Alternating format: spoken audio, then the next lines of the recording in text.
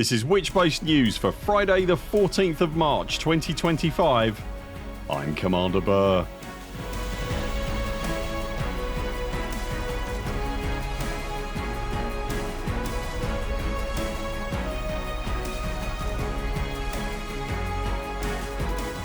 In Elite Dangerous news this week, we investigate current rumours around the Thargoid Titans reforming, a new weirdest starport in the galaxy has just been created, Galnet released some impressive numbers on the popularity of Colonization, Colonization itself is coming back online, and more.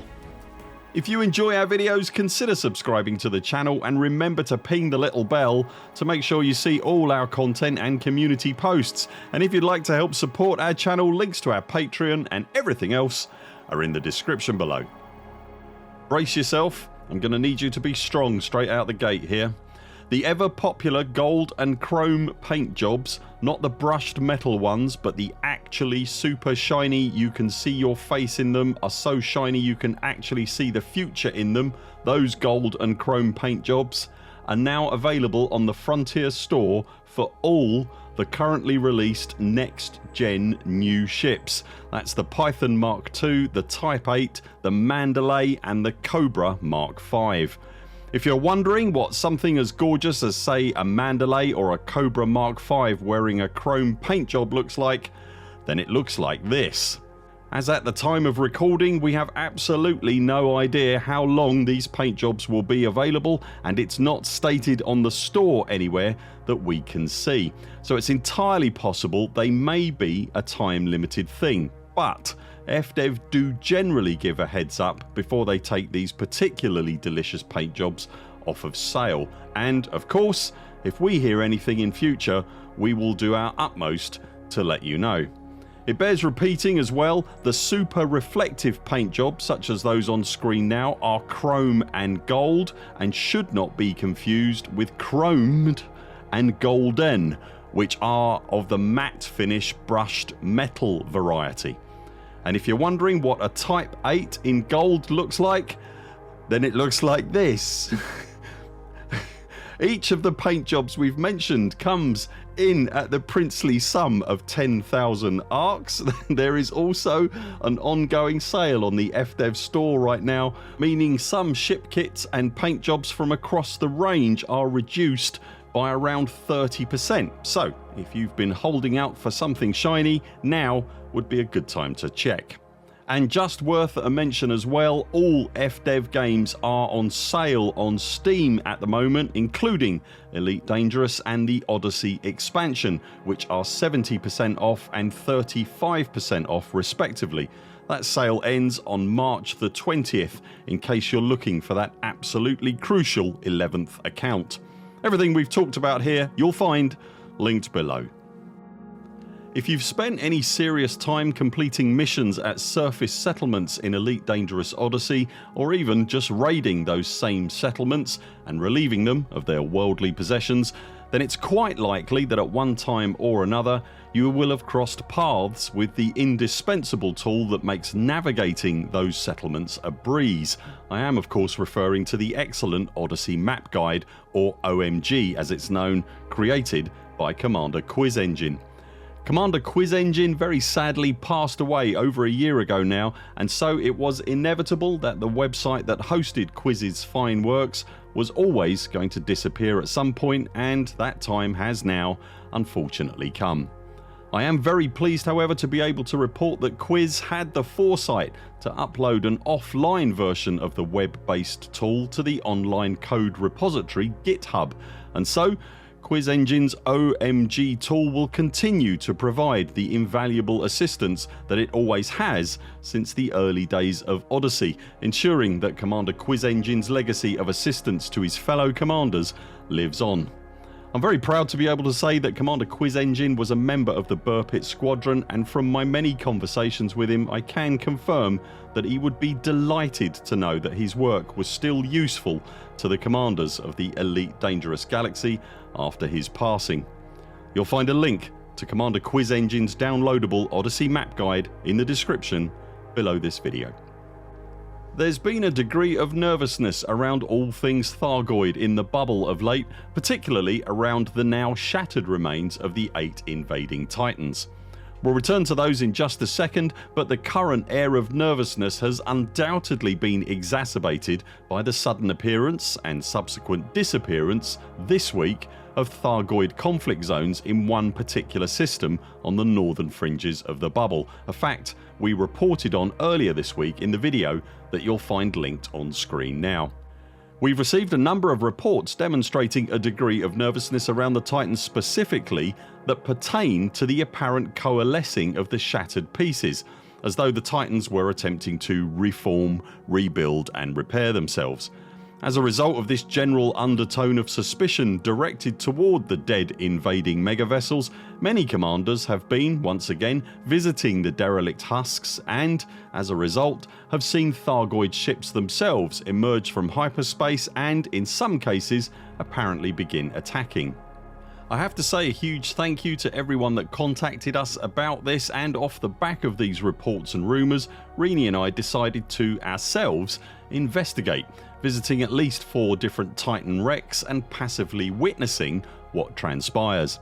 Let me first say that in the patch notes released by Frontier for Trailblazers Patch 1 on the 5th of March this year, they clearly stated right at the very bottom of the bug fixes section that they, quote, fixed Thargoid Titan debris being misplaced / clumped together, end quote.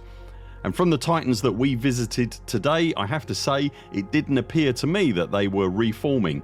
The impression that came across here was that the debris field presented was very representative of the recognisable flower pattern that had suffered a catastrophic event at its centre, which was now spewing out into space. When it comes to Thargoid ships attacking, our observations demonstrated quite graphically that the Terratriffids weren't in fact attacking, but were instead defending themselves after having been attacked by NPC ships in the instance. And the impression we got from spending some considerable time in the debris field, coupled with the aforementioned patch notes from Frontier, really leaves me personally leaning towards standing down any kind of red alert on the reformation and repairing front for now. However, it's always worth keeping an eye out for this stuff. This is exactly how the incoming Stargoids were first picked up, and as a much wiser person than me once said, watch out for the shadows. They move when you're not looking at them. Just as we were about to render this video, an announcement was posted by Frontier's senior community manager Paul Crowther regarding the paused colonisation feature of Trailblazers. As at the time of recording, the feature is still offline, but as you can see from the announcement on screen right now, it appears that its return might be imminent if it hasn't returned already by the time you see and hear this. The announcement does state that their reactivation of the feature is part of a load test and that they will be monitoring the situation. Whilst not specifically stated, the direct implication from that is that it's entirely possible that the system could go offline again as quickly as it's returned. But if you have your eye on a system, now might be a good time to check. The Trailblazers system colonisation update had entered its second week of offlineness this week, while Frontier stabilised the ongoing, recently introduced into beta, new feature. Whilst claiming a new system for colonisation was switched off, the building out of systems that had already successfully deployed beacons in them was still active, with multiple construction projects across the now recently expanded bubble still ongoing. One such construction project came to fruition recently, and despite the noble intentions of the project's architect, it has risen to the community's attention for all the wrong, but then again oh so very right, reasons. Commander Lavelain is the architect of the system Lavelain 25224, a system that has always been significant, largely due to its insignificance. It contains no landable bodies, no gas giants or Earth-like worlds. In fact, the system contains nothing at all, save for 2 stellar bodies that are dancing around each other. One Class F main sequence star and one stellar remnant neutron star. Had the game chosen to place the initial starport around the main sequence star, we likely wouldn't be talking about it at all, but it didn't. Of the 2 targets available for the initial starport to hit, it was the fast moving, literally furious, city-sized gravitational nightmare neutron star that it went for. As a result, the starport, called Lantern Light, orbits its parent stellar remnant once every second. Whilst the approach in Supercruise is shocking enough, it's not until you're proximity locked to the unfortunate starport that the true horror of the situation unfolds. I am honour bound at this point to offer up a serious health warning. If you are sensitive to flashing or strobing imagery, then please stop watching now. We'll place a link in the video description so that you can rejoin this video after the flashing images are off screen. Okay, here we go then. If you're in the proximity of the starport's influence, this is what you see. You know that one black sock that always ends up in the whitewash and stares at you through the washing machine window? This is what its world looks like. If you want to see this thing for yourself, I'd advise you go there as soon as you can, as FDEV are, I would imagine, going to fix this in some regard, and its horrific majesty will, at that point, then be gone forever.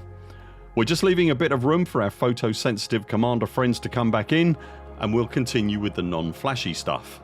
Elsewhere in Colonisation news, an article appeared on the in-game Galnet newsfeed this week underlining the success of the initial wave of the colonisation effort.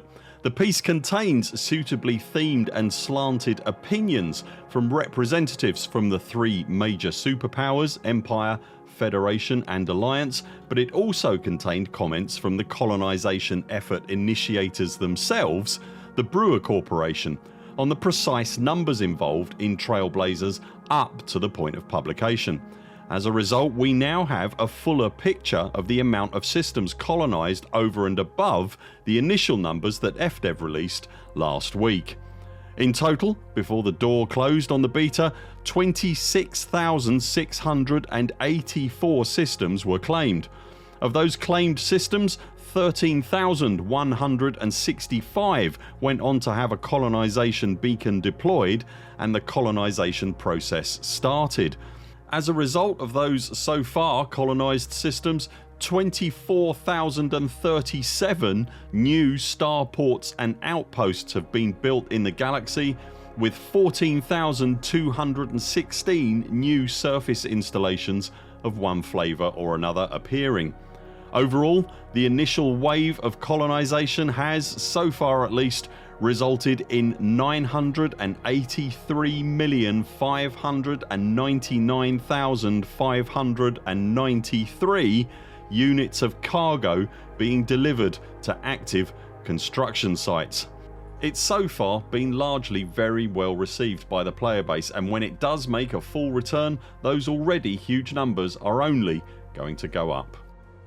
Will you be buying yet more reflective paint jobs for your collection? Do you think the Titans will ever return? And have you finished your own colonisation projects? Let us know in the comments below. That's it for now. Thanks very much for watching. We'll be back later this week with more videos. Until then, 07 commanders, follow the greens on the way out and do keep clear of the toast rack. We very much look forward to seeing you next time.